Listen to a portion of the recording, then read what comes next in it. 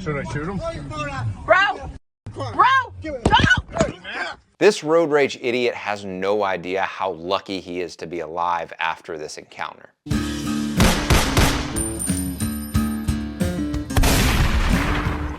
This video is sponsored by Eclipse holsters. These holsters are insanely customizable with tons of different patterns, colors, belt clips, and aluminum washers. They also have some really cool custom accessories to go with your holster. I've been to their factory and seen their process firsthand. They care so much about the quality of every holster that they make. The best part is that your holster will ship in just 3 business days or less. If you want a custom holster with 0 wait time and a lifetime guarantee, then check them out at eclipseholsters.com.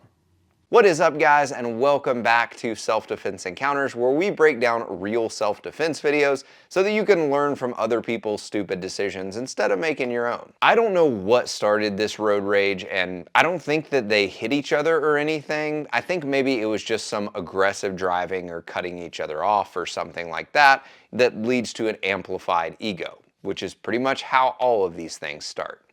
That's true.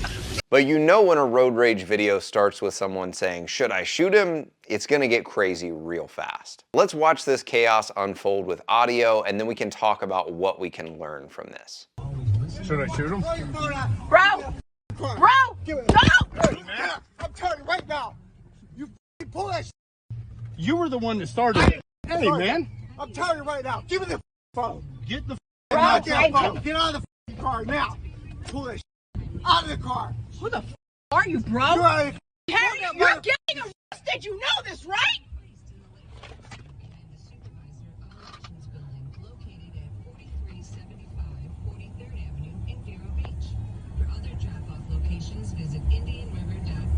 It's a miracle that this whole thing went down and no one got shot. The first thing that we need to learn is don't drink and drive. I could be wrong, he could be high or have some mental impairments here, but this driver who jumps out of the car with his gun is slurring his words and he's having a really hard time communicating, and I don't think that's just because he's angry.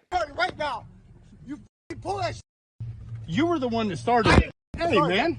I'm telling you right now. Not only is drinking and driving dangerous in itself and you could get somebody killed, but being drunk, period, makes it a lot harder to make rational decisions when you're in that drunk state. So don't be drunk in public. It's stupid. Oh, you are so dumb. So the guy in the front car jumps out of his car with his gun in hand, and the driver in the car that's behind him with the camera in it, he already has his gun out and ready to go. And good for him for being prepared for this type of scenario. I do think that his holster and gun were not on his body, because you can kind of see here if you zoom in that he has his gun and holster sitting in his lap. It's not already attached to him. If at all possible, I think it's better to have it on your body where you can get to it quickly no matter what position you're in, sitting or standing. I always say the best way to stage your gun in your car is to just have it on your body the way you normally carry it. If someone like this jumps out and starts shooting at your car, it's a bit late to be digging around under your seat or digging through your glove box to find your gun.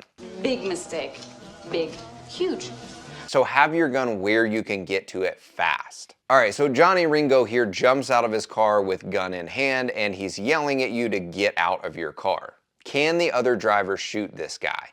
I think that he probably can. He stopped in the middle of the road and blocked their way and then demanded that they get out of the car in a threatening way while holding a gun in his hand. You shall not pass! So this is obviously a deadly threat. I think that he definitely can shoot this guy. Now, I think that the protector here left himself open to a lot of risk by letting this guy essentially get into his car without really giving any verbal commands at all and just rolling his window down all the way. So should he have shot this guy in the moment? Maybe so. When somebody has a gun in hand and they're screaming at you, there's no guarantee that this aggressive driver wasn't going to just start shooting. It's 100% a deadly threat. The last thing that he needs to ask himself before shooting this guy is, must I shoot him?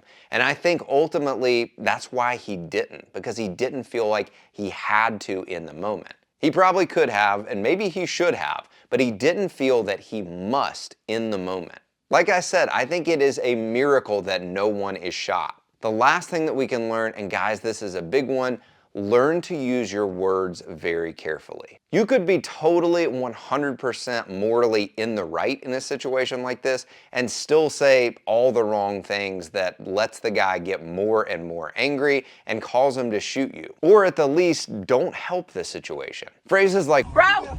Bro! Don't! You were the one that started it. Who the are you, bro? You're getting arrested. You know this, right? none of these actually do anything to help the situation. They're simply reactionary phrases that don't help anyone. So learn to use language that actually helps get voluntary compliance or give clear verbal commands. But yelling back at this overgrown toddler isn't gonna help anybody. I think this couple did a decent job considering, and I'm really glad that we get to the end of this video and no one was shot. But what do you think? What would you have done differently in this situation? Let me know in the comments down below. If you gained value from this video and you want to see more self-defense encounters, then don't forget to like and subscribe down below. And share this video with more committed protectors. Thanks for watching, and I'll see you next time.